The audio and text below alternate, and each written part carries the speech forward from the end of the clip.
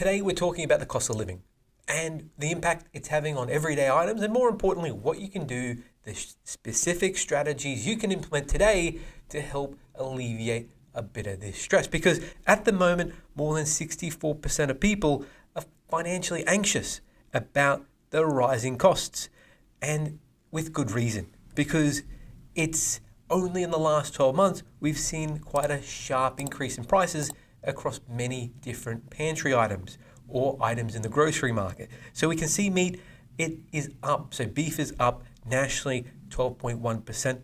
Lamb is not too far behind, up 7%. Tea and coffee has also increased by 7.4% nationally over the past year.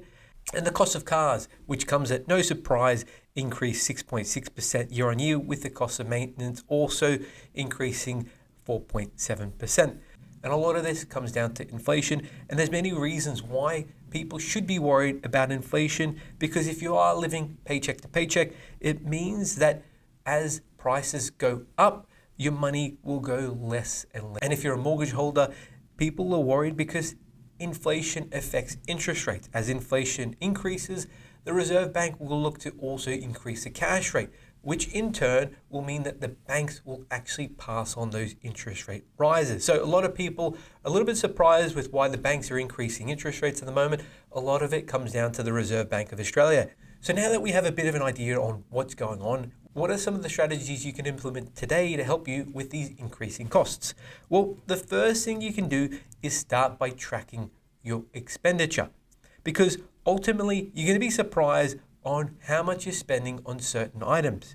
And now you know where your money's going. The next thing you want to do is make a budget, and the simpler the better. The key with a budget is knowing whether you're on or off track. And the only way you'll know that is if you set a limit on certain items. So for example, groceries, you could say it's $150 a week, and knowing whether you're on or off track. From there, now you've got both your budget and your spending habits. Evaluate what's going on. Firstly, evaluate what your subscriptions are. So here are a few questions you can ask yourself. How much do I use this? Do I really need this? And can I live without this?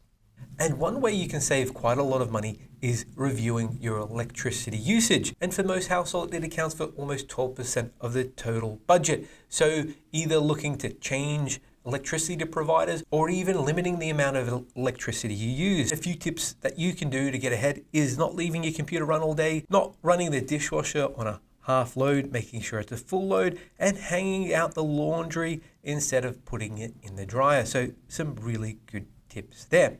Finally, look to reduce your household expenditure.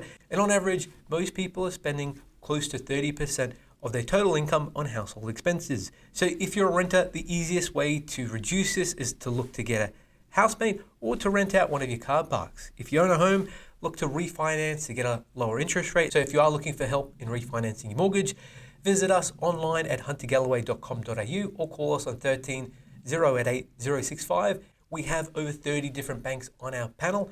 We service Australia-wide and don't charge a fee for our service. So reach out and we can definitely see what we can do there. Otherwise, what you can look to do is rent out a room or a portion of your home, or look to put it on a site such as Airbnb and rent it out for a short period of time. The next tip is to consolidate your debt on a lower interest rate. And if you have a mortgage, you can get an equity loan. That portion can be put on a shorter home loan term, so maybe a 5 or 7 year term, which will mean that you'll pay it off within 5 or 7 years.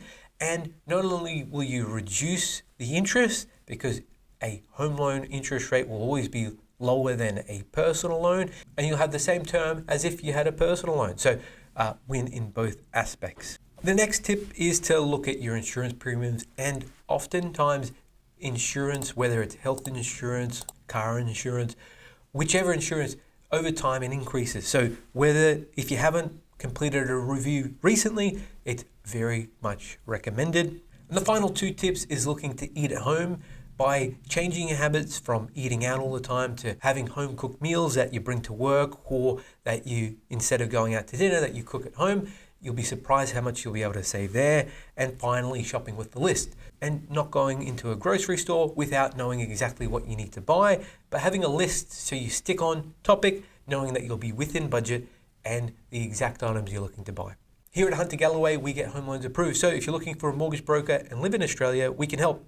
Our service is free and we help Australia wide. So reach out and visit us online at huntergalloway.com.au or call us on 1300 088 065. And until next time, thanks for watching.